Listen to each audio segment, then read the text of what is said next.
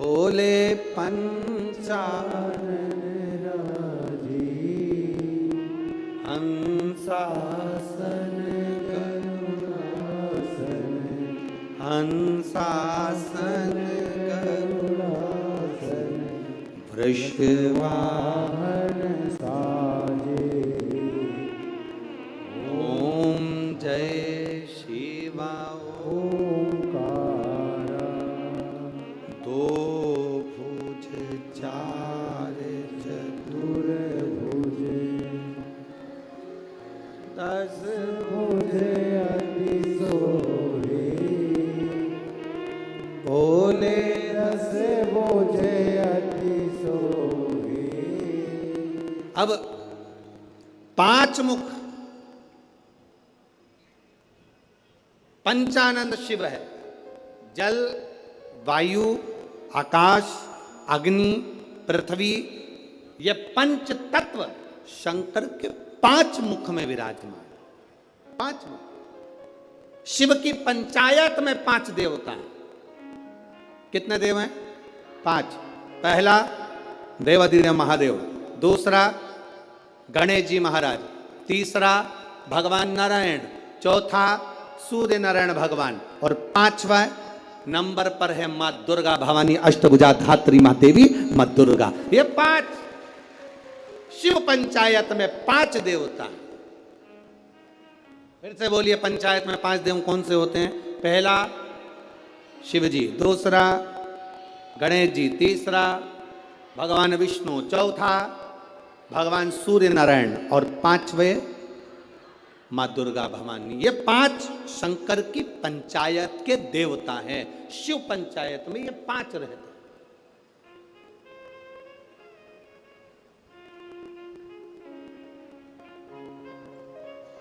नागपुर में कथा कितने दिन की मिली? 5 दिन की। सावन में जब 5 सोमवार पड़े तो समझ लेना शंकर भगवान की बड़ी कृपा होने वाली है। 5 सोमवार मिल गए सावन के महीने में, मतलब शिव जो श्रावण के महीने में एक लोटा जल चढ़ाने वाले हैं उनकी मनोकामना पूर्ण होती ही है। पंचानंद स्वरूप में 5 दिन में 5 स्वरूप में पंचायत में पंचानंद पंच भौतिकता का आनंद रखने वाले शिव तत्व की प्राप्ति का सुख है शिव महापुराण। कई लोग कहते हैं गुरुजी 7 दिन की कथा करते हो, कभी 5 दिन की। आखिर 5 दिन की कथा का फल क्या है? हम कहते हैं कभी सुनिए, बैठिए पंडाल में, जहां जगह मिल जाए वहां बैठकर कथा का रस तत्व ग्रहण करिए। और जब जाओ आरती हो जाए, कर्पूर गौरम हो जाए, तब यहां से जाना तो उस रज को कभी शरीर पर लगा। एक पत्र आया, एक लड़के को ब्लड कैंसर हो गया, देखिए।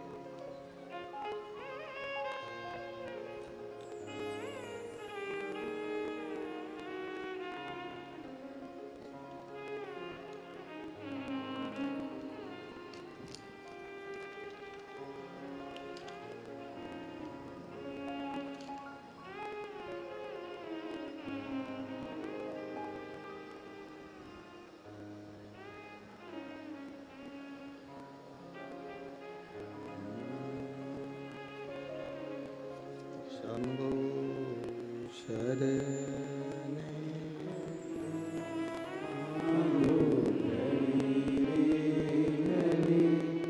दुखे काटो दया करी न दर्शन आपो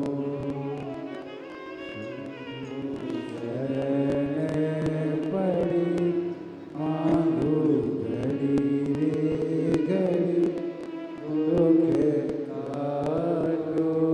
कैंसर वाला तो पत्र ढूंढना पड़ेगा। ये पत्र भी अच्छा है। मेरा नाम भसीजा शुभम विलास पटुआर, 27 साल की उम्र है। मुकाम पोस्ट तहसील बड़सा, जिला गढ़चिरौली, महाराष्ट्र राज्य। कहीं बैठे हो तो हाथ हिला सकती हैं, कहीं बैठे हो तो हाथ हिला सकती हैं, जहाँ कहीं बैठी हैं। गुरुदेव मेरा लीवर और किडनी दोनों ही डैमेज हो गए थे। दोनों ने काम करना बंद कर दिया, पेट में पानी भरा गया। डॉक्टर को दिखाया तो डॉक्टर ने कहा इसका पानी नहीं निकाल सकते क्योंकि इनके शरीर में खून की भी कमी है और लीवर किडनी दोनों काम करना बंद कर दिया।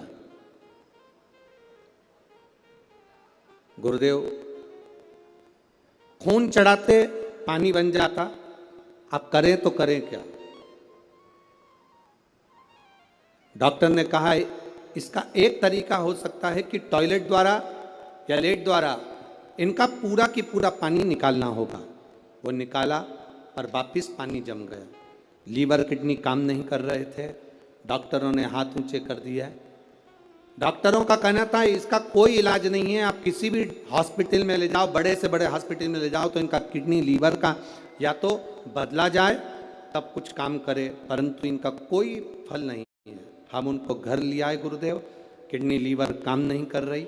डॉक्टर ने कहा आप ले जाओ, पर मन नहीं माना। हमने दूसरे हॉस्पिटल में उनको भर्ती करा, वहाँ पर भी इलाज चालू हुआ पर आराम नहीं लगा क्योंकि किडनी लीवर दोनों बेकार हो चुके थे। तब किसी ने कहा कि शिव जी को जल चढ़ाओ, वो जल लाकर इनको पिलाओ और एक बेलपत्र इनके नज़दीक में रखो। हमने वही करना प्रारंभ करा। जल लाकर इनको पिलाओ और एक बेलपत्र इनके नज़दीक में रखो। हमने वही करना प्रारंभ करा। देव आदिदेव महादेव को जल चढ़ाते, वो जल इनको आचमन कराते। बाबा का कृपा का मैं क्या वर्णन करूं गुरुदेव। 2 अक्टूबर 2023 को बाबा की कृपा से उनकी तबीयत में सुधार आना प्रारंभ हुआ और 8 अक्टूबर को बाबा की कृपा से वो ठीक हो गए। बाबा की कृपा से उनका लीवर और किडनी दोनों काम करना प्रारंभ कर दिए। ये शिव तत्व है, ये शंकर योग घड़ी। कहीं बैठे हो तो हाथ हिला सकते हैं क्या? हाँ जी, हाथ हिला दो एक बार। ठीक है, हाथ हिला दीजिए। श्री शिवाय नमस्तुभ्यम। वापिस हाथ हिलाओ एक बार। हाँ, वापिस हिलाइए। श्री शिवाय नमस्तुभ्यम। बैठिए। हर हर शिव तत्व की प्राप्ति इसी को। आप जो शिव पर जल चढ़ा रहे हैं, आचमन कर रहे हैं, शंकर का गुणगान कर रहे हैं, उसका फल खाली नहीं जाता। मिट्टी के पात्र का जल हम देवादिदेव महादेव को जब समर्पित करते हैं तो उसका फल खाली नहीं जाता, खाली नहीं जाता।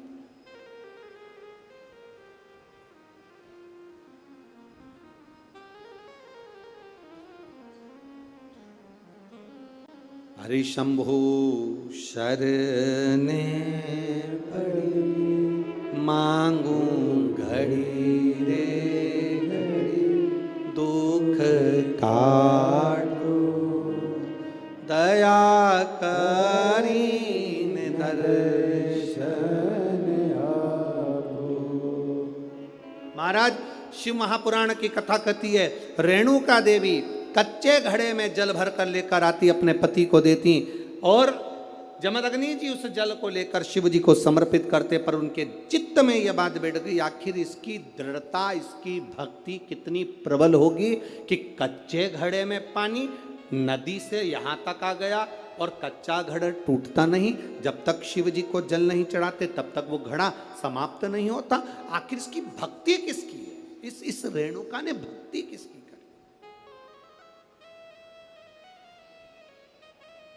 किसकी भक्ति कर?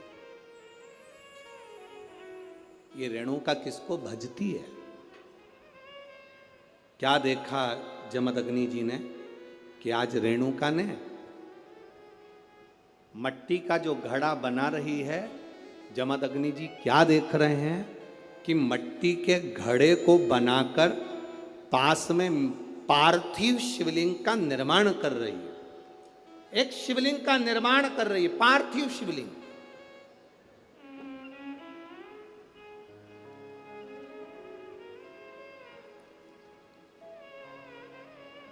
और पार्थिव शिवलिंग का निर्माण कर कर ये करती क्या है?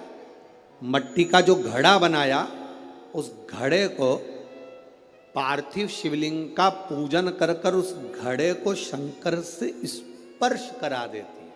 शिवलिंग से स्पर्श करा रही, केवल छुआ रही।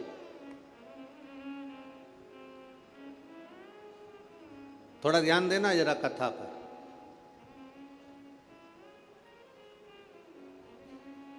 शिव महापुराण की कथा कहती है, आप 200 रुपए की साड़ी खरीद कर लिया हो, आपको लगे साड़ी 200 रुपए की है, दुनिया के लोग कहेंगे कि इतनी सस्ती साड़ी पहनती है, उस साड़ी को महंगा करना है तो क्या करोगे?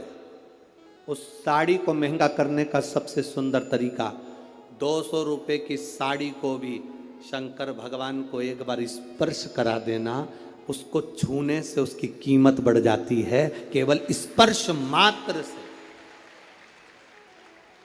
अब वही 200 रुपए की साड़ी पहनकर जरा मार्केट जाइए, वही 200 रुपए की साड़ी पहनकर अपनी सहेली के घर जाइए, वही 200 रुपए की साड़ी पहनकर अपने परिवार में जाइए। आपके परिवार वाले उस 200 रुपए की साड़ी को देखकर भी कहेंगे तेरे पर ये साड़ी अच्छी लग रही है, थोड़ा महंगी होगी ऐसा लग रहा है। मतलब भगवान को जो छू जाता है उसकी कीमत मेरा महादेव अपने आप बढ़ा देता है। केवल परमात्मा को छुआ, स्पर्श किया, उसकी कीमत बढ़ गई, उसकी कीमत बढ़ी। केवल छूने पर, केवल स्पर्श।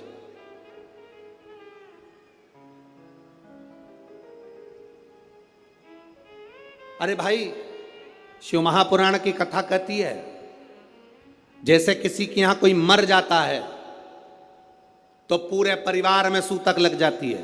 बोलो री जी जी सही है कि गलत है? अरे बोलो तो जम के, लगती है ना। परिवार में कोई मर गया, पूरे परिवार को सूतक लग जाती है।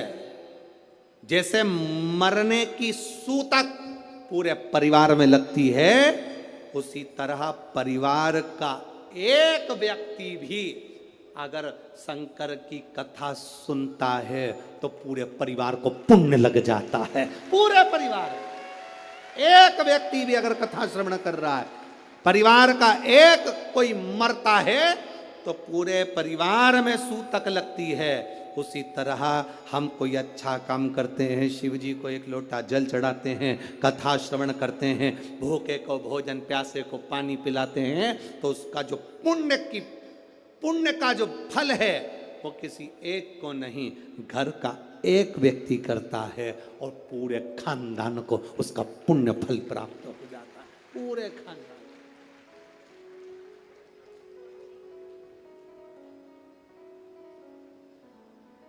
पूरे खानदान को उसका फल मिले। महाराज शिव कथा कर रही है,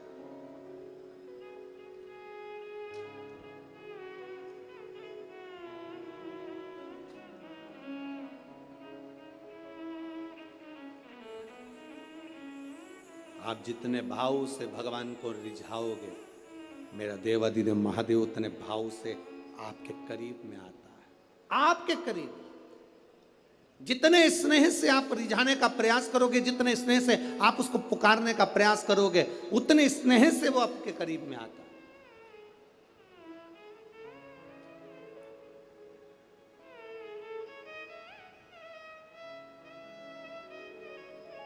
कभी कथा के पंडाल में अगर बैठकर कथा सुन रहे हो या टीवी के सामने सुन रहे हो, मोबाइल पर कथा सुन रहे हो, इस नागपुर की धरा से पवित्र शिव महापुराण की कथा, 5 दिवसीय शिव और पार्वती शिव महापुराण की कथा सुन रहे हो, उसके नियम को धारण कर कर कि मैं कथा पंडाल में बैठकर कथा सुनूं, कथा पूरी होने के बाद भूमि को प्रणाम कर कर, नमन कर कर, अपने हृदय से उसको नमन कर कर जाऊं, अपने हृदय की बात उससे कह कर जाऊं, तो कंकर शंकर सुनता जरूर है और कुबेरेश्वर महादेव झोली भरता जरूर है। आप दिल से कहें उसको, ओ मेरे भोले तेरा सहारा है, मेरे भोले तेरा सहारा है, मेरी नैया का तू किनारा है, मेरी नैया का तू किनारा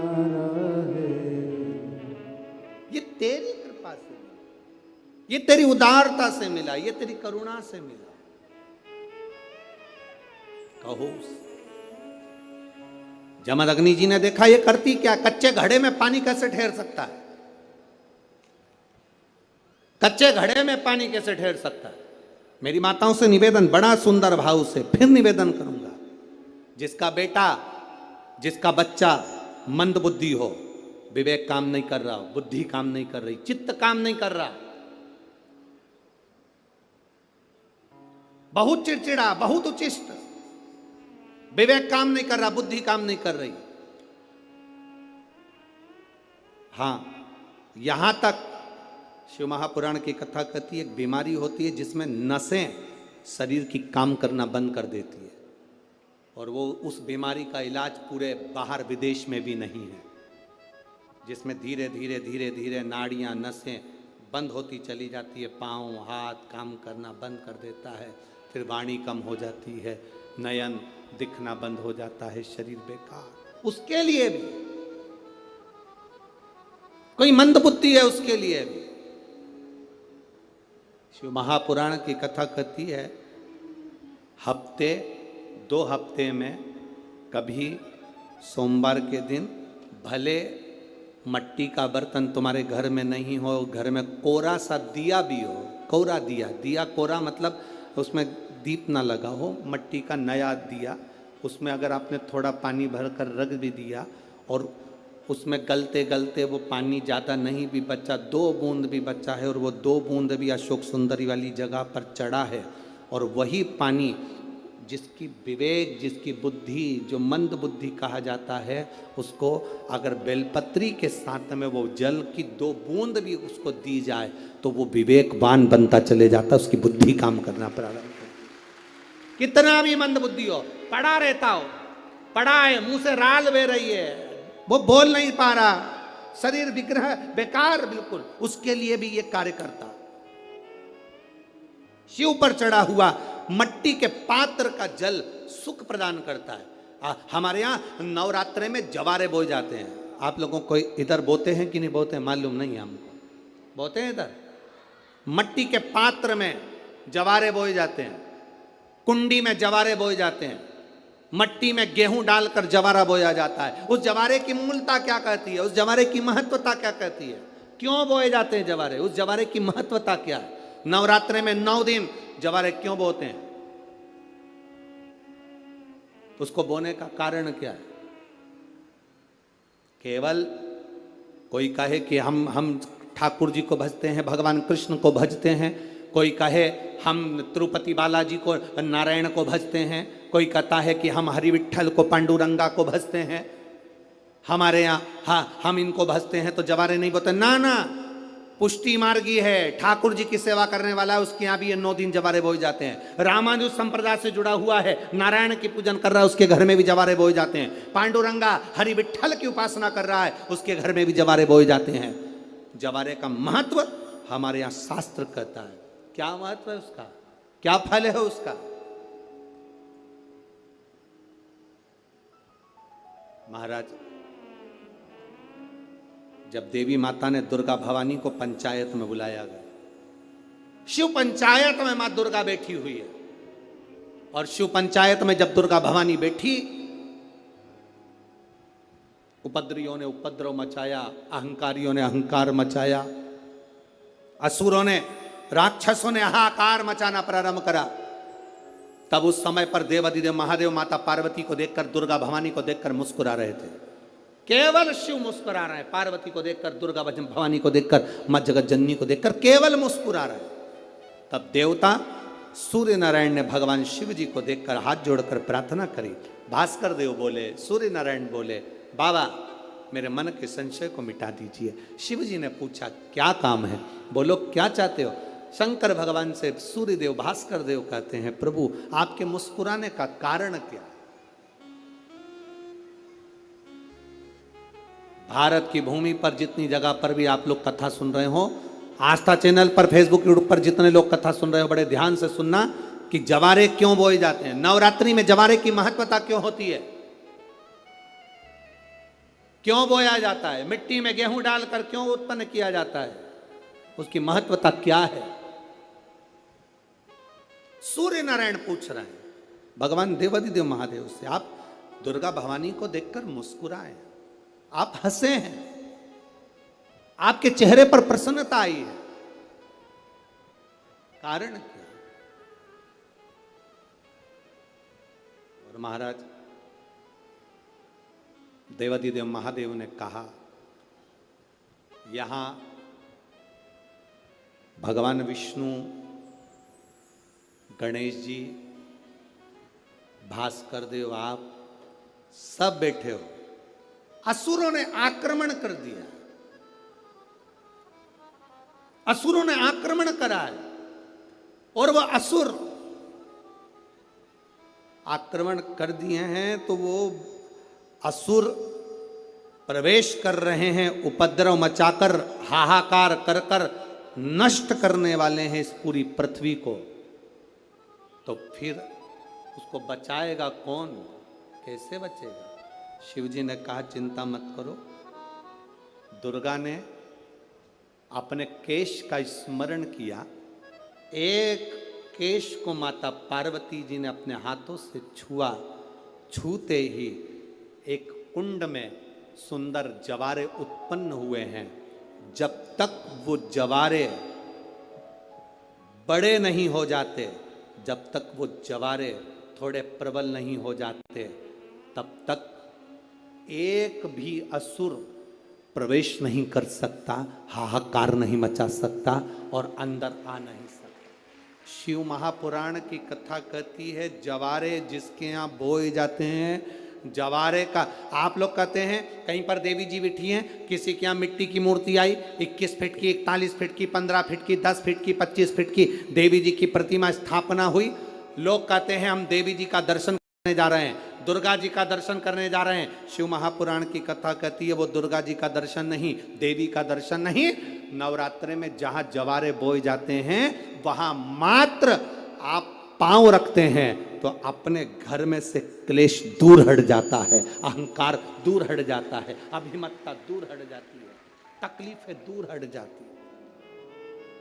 जिसके घर में जवारे बोए जाते हैं वहां से अहंकार, काम, लोभ, आसक्ति, वासना, तृष्णा और दुख, तकलीफें दूर हट जाती है। तो जवारे का मूल का तत्व आनंद, सुख। महाराज उसको समझने वाला समझ सकता। रेणुका घड़ा बनाकर शिव जी का स्पर्श कर रही है, केवल स्पर्श, मट्टी के पात्र में बला जाता है स्पर्श मात्र, सहज नहीं है। शिव, उसकी भक्ति बड़ी प्रबल है, क्योंकि उसके मस्तक पर गंगा विराजमान है और वो साधारण कृपा करने वाला नहीं, दुनिया को अमृत देने वाला है। शिव अमृत प्रदान करने वाला। और कितनी सुंदर है मां तेरी नगरी, भोले पैदल चले आ रहे हैं, कितनी सुंदर है मां तेरी नगरी, भोले पैदल चले आ रहे हैं, उनके मस्तक पे गंगा विराजे, उनके मस्तक पे गंगा विराजे, गंगा बहाते चले आ रहे हैं, उसके सिर पर गंगा, और वह गंगा की बौछार करता है, वो गंगा बरसा देता है, वो गंगा बहा देता है, वो शिव तत्व है।